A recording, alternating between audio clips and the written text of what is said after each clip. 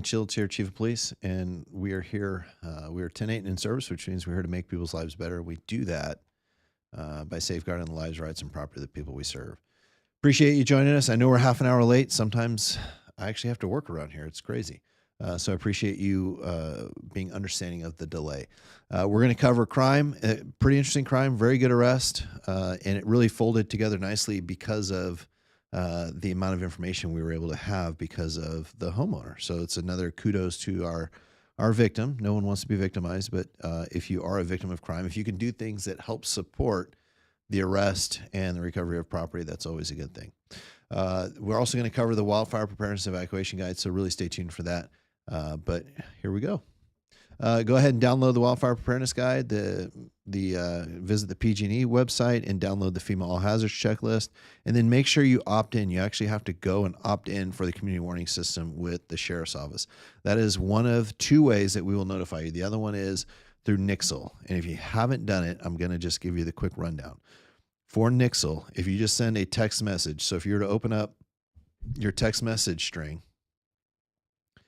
and if you can pause this when you want, but if you just send a text message to 888-777, and in the message, you just put your area code, your zip code rather, then put that in there like that, 94526, and press send. That's all you have to do to sign up for Nixle alerts. So anytime we give an alert in the Danville area, you'll get an alert on your phone that says, hey, we've shut the road down. We're looking for somebody. Please stay out of the area. And this is the message that you get back. So right here, within less than a minute on the show, I've just shown you how easy it is to sign up for these Nixle alerts. So please make sure you sign up for those Nixle alerts. Our community warning system alerts takes a little bit longer. I think I've demonstrated on the show before. It takes about 3, maybe 4 minutes. All you have to do is put your name, address, phone number in there, and you will get those alerts. But please make sure you do that, because if we have a large-scale disaster or something where we really need to direct you on what to do, you really want to sign up for those and make sure you have those. All right, on to crime. CommunityCrimeMap.com. This is where you can go. Every day we upload there multiple times a day, so you can get information on what it is that is being reported to the Danville Police Department. Remember, this excludes sexual assaults and family violence cases, but it also includes the information on sexual offenders registry, so the Megan's Law information. All right, collisions, 2 injury, 2 property, and one of them is a little unique, and I'll talk about that here in a sec. On the first, we had a rear end non-injury collision on Diablo Road, and this is on the off-ramp to I-680. So we took that as a courtesy. It's not really reflected very well in the map here, but it's on the off-ramp to I-680.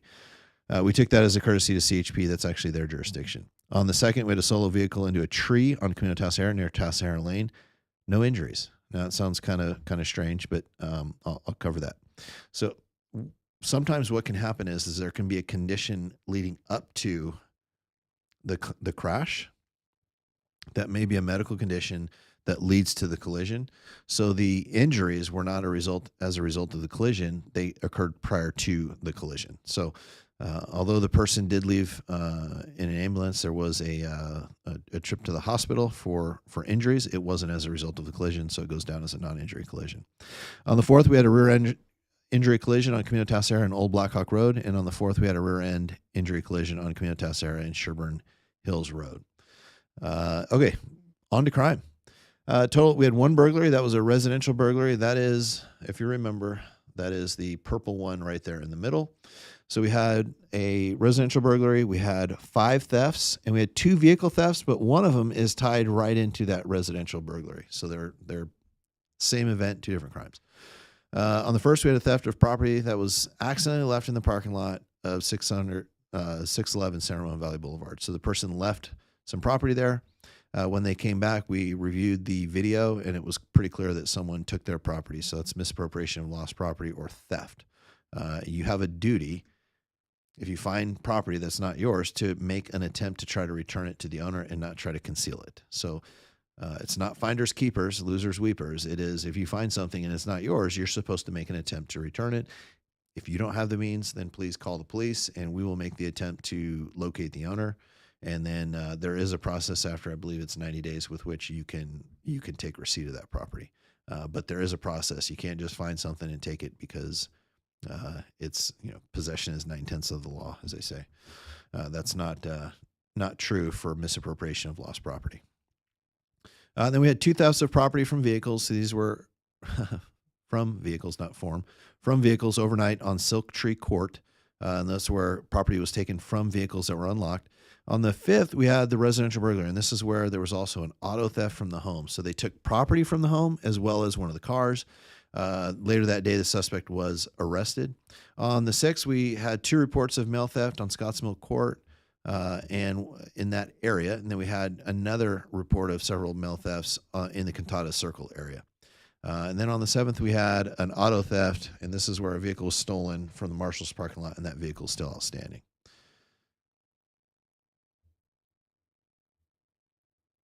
Oh, there it is. So the arrest log for the 1st through the 7th. So on the 4th, this was the first DUI we had for the week. A man was booked into jail for DUI after he was found driving on southbound 680 near Sycamore Valley Road. He also had a warrant for his arrest, so he was booked into the jail. This was part of an enforcement effort where we had additional officers out on patrol, specifically looking for DUIs as part of a grant-funded DUI maximum enforcement effort. On the 7th, we had a man that was booked in the jail for DUI, and this was after he was stopped on Lagonda Way and Danville Boulevard. And then on the 7th, we had a man that we ended up booking in jail for violating a criminal protective order on the 2600 block of Communitas area. I did want to talk about the criminal protective order real quick. Not specifically about that one, but a lot of times, there's we as law enforcement will make recommendations that if you're having some concerns with someone and you think there's the potential for violence or there's repeated harassment, we will recommend a criminal protective order. And the reason we do that is if someone comes to your home or your business and there's an argument or a disagreement, if you call the cops, then what we have to do is we have to determine based on the statements, which sometimes aren't all that reliable, but we have to determine based on the statements what happened and then make a decision based on that. If you have a criminal protective order, an order that says you must stay away from X location and Y person and Z business 300 yards, then really the discretion is kind of gone, right? The decision-making on the officer's part, their need to analyze a lot of different information is gone. That person simply being within that area is a violation of that court order. They were forward warned, do not go to these locations. And that allows us a real clear path when it comes to making a decision and really puts you in a better position not to be on the bad side of a bad statement maybe made by a witness. A lot of times when it comes to witness statements, they can be pretty tough. Maybe a witness picks up a disagreement you may be having in the middle of it, and so they don't see what precipitated that argument or that conflict. And so for us, we realize it is simply a piece of paper. And I know the common thing that you hear people say is, oh, what's a piece of paper going to do? It can't stop anyone. It's not about the ability of a piece of paper to stop someone. It's about a judge ordering that person not to do X, Y, and Z. And then it's about giving an officer that may respond to your house or your business or wherever you are a tool with which to take action in order to protect you. So that's what it's about.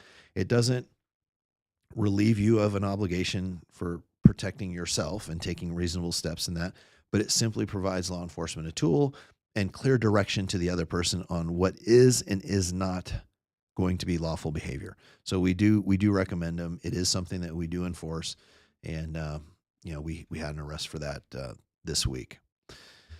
All right, I am checking both chats. So if you have a question, so Sue makes a comment. Fireworks are still being shot off between 10:30 and 11 p.m. nightly.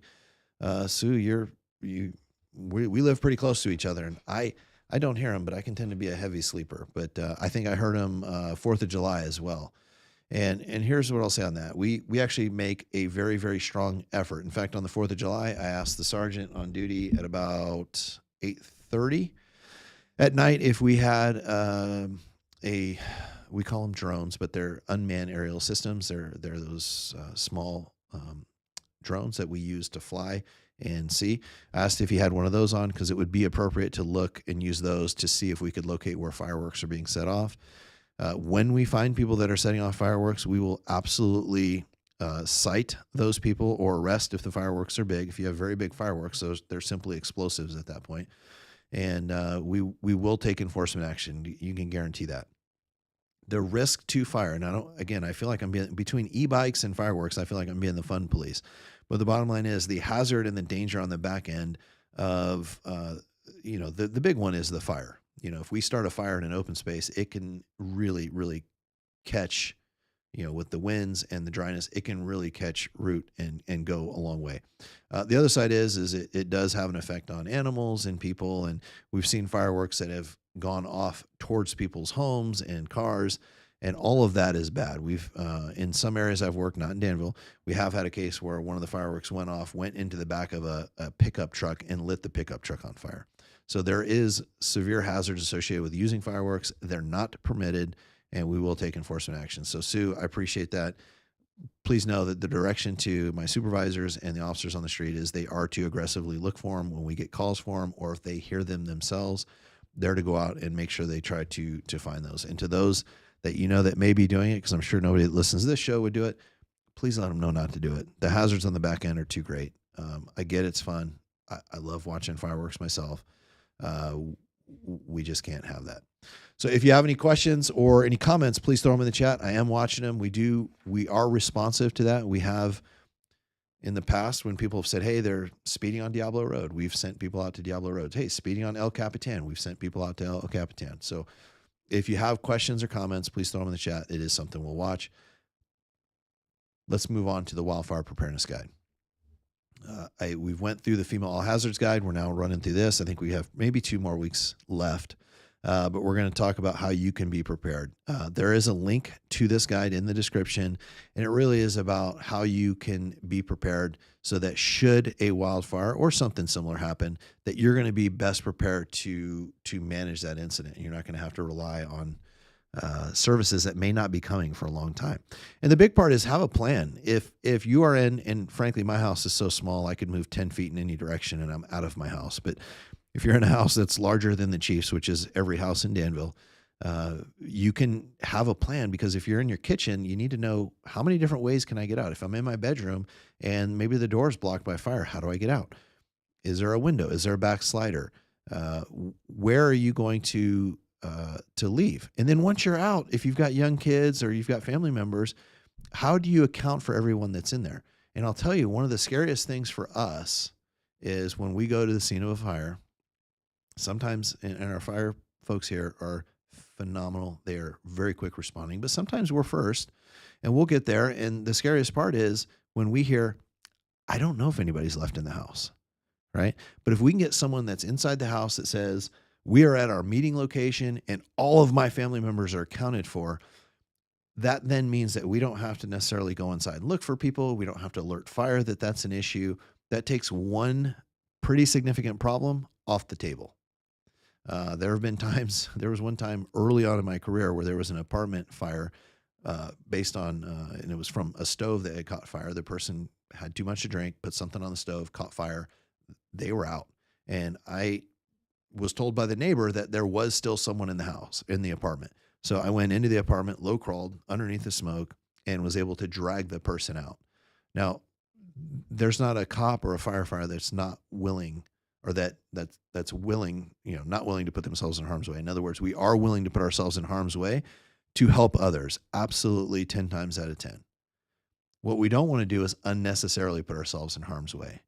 In that incident, if I had been told that, yes, absolutely, someone's in that house and there's no one in the house, and I just now put my life at risk going to save someone that's not even there, that would be pretty upsetting. And we have had times where we've had to take additional risks because we believe a person is at risk for some sort of either violence or danger, and we want to avoid that at all costs. We don't mind doing it, but we don't want to put ourselves unnecessarily in harm's way. All right. So what do you do when you're having your plan? Where are you going to go? How are you going to get there? And getting there could be the rally point outside of your house. It's also, okay, hey, if we have to evacuate the area, where are we going? Are we going to mom and dad's house down in Pleasanton? Are we going to our brother and sister's house over in Pleasant Hill? Where might we go? How do we get alerted to information? We just went over Nixle. You know how to sign up for Nixle right now. And if you go to the link down in the description, you can sign up for the community warning system. And then, if think about this, if there is a fire in your neighborhood, how are your friends and family from out of the area going to get you? We recommend texting. It's usually the easiest way to get out. It doesn't tie up lines. A lot of times in disasters, you'll see the cell tower system gets inundated with calls. And one of the things that's pretty interesting is your law enforcement officers that work this area, we have priority. So our phones, our work phones, have priority. And so you may be on your phone trying to talk to a loved one. And if we go to make a call and that's the only space available, it's going to preempt your call and give us priority. And then what are you going to bring with you? And we'll talk about that next week. We're going to go over go bags and whatnot. But we do want to cover our pet go bag. So what are you going to do for your pet? One of the things that is tough is people will go through their house when they're trying to do an evacuation and they're getting all the things prepared, right? They're getting maybe a bag, maybe they're getting the essentials, wallets, suitcase, iPad, whatever those things are that you deem essential. And the pets are the last thing that we think about. And really,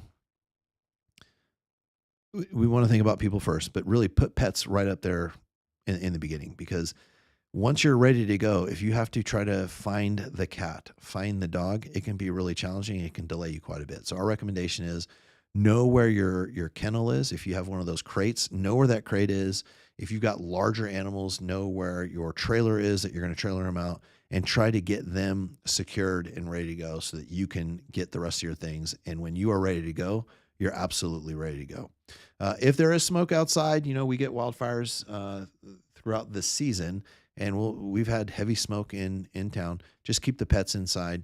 Some of the things you can do is you can microchip your animals. You can also take, we actually have these little air tags right here, and we actually put those on a collar on our dog. And so that actually helps us find our dog if he were to go missing. But our dog's kind of one of those people dogs, so he never really goes missing. But it's a good way to track those animals. And then know where you're going to take, especially if you have larger animals, know where you're going to take them so that you can have them.